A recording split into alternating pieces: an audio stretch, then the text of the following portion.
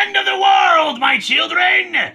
You have been chosen to join a very elite group. A large group of friends heading to a nice house on a lake in Wisconsin to relax, drink beer, etc., etc.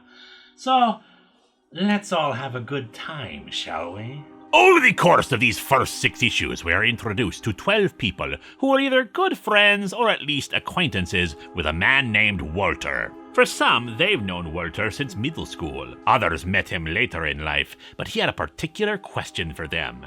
And the woman who was our introduction for this story, an artist named Ryan. That question?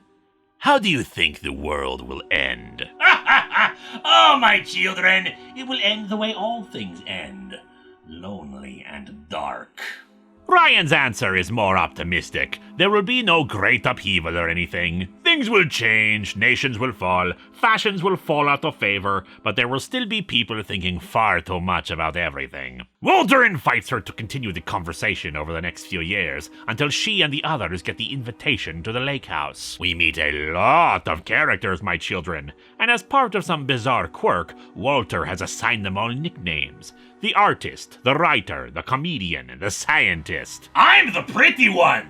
The house is immaculate. Boats and swimming pools and a home theater and a library and booze and food and a piano. Perfect for the pianist. Just everything anyone would ever want to be comfortable and happy. People meet each other. Plenty know each other secondhand or closer, but some don't remember ever even meeting. Sam, the reporter, is disappointed that Ryan is the artist, having assumed that it was referring to a friend of Walter's named Rege. While everyone is having a good time at first, things quickly go to hell when Ryan is able to get the cell phone signal and checks social media.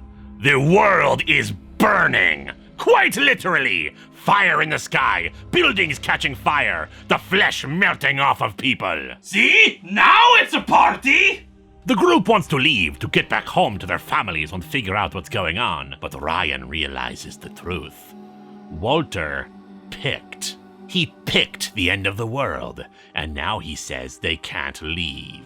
They are what's left of the human race. 7 billion people are dead or dying. He admits to being an alien, and he wanted to save them from what his people were going to do. Nora, a trans woman and the writer, attacks Walter. He shows how not human he is by his form morphing and him blowing her arm open. He tells them he loves them all and will be back on occasion to toast the old world. In flashbacks, we learn that this is something that has been planned for a very long time, and he seems to genuinely care about the people he is saving. And indeed, Walter is still working behind the scenes, getting Rick, the pianist, to act as his agent, for lack of a better word, while everyone else tries to figure out several things. There's an invisible wall around part of the woods, the lake, and the lake house that keeps them from just trying to escape. Strange statues populate the area, with one in front of the lake house that, if you touch it, will reveal what's happening in your home. Mostly screaming and melting people, so it's not really that unique for anybody. While at first people are worried about running out of resources, Nora suspects that Walter has set this up that they would never run out of resources. And indeed later they learn they can use a notepad to order objects and food. There are limitations. You can't order people. If you're depressed, you can't order a gun or a straight razor. But still, unique clothing and food is not impossible.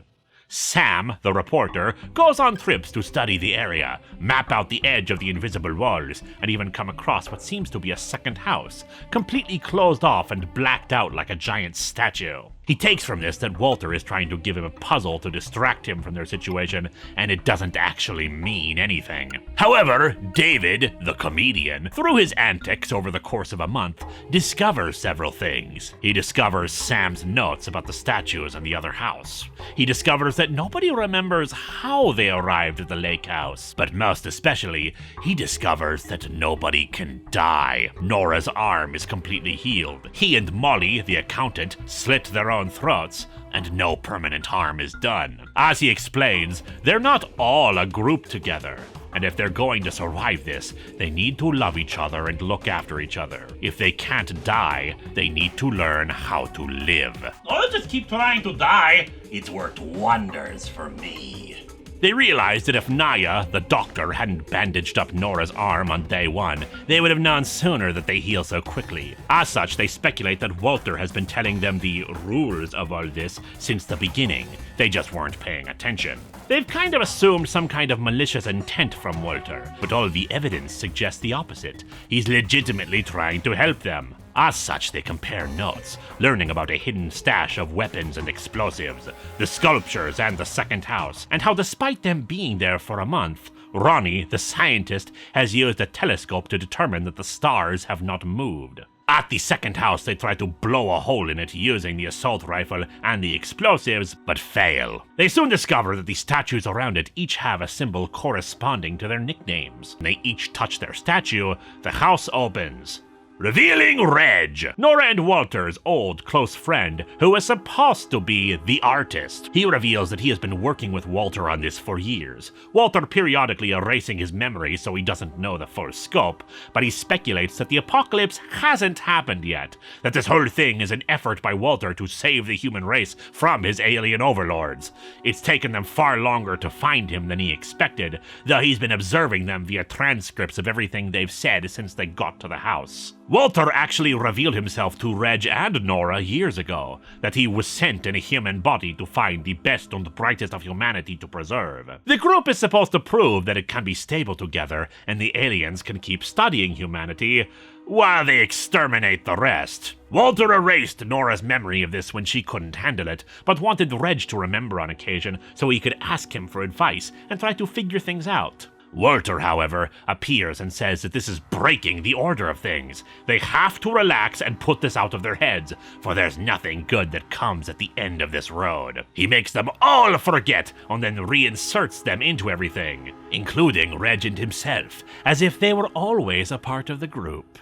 Just two more inhabitants of the nice house on the lake. This is of course not the end for this tale of friendship, horror, and the end of the world, my children. But we'll have to see how the house gets to be less nice another time.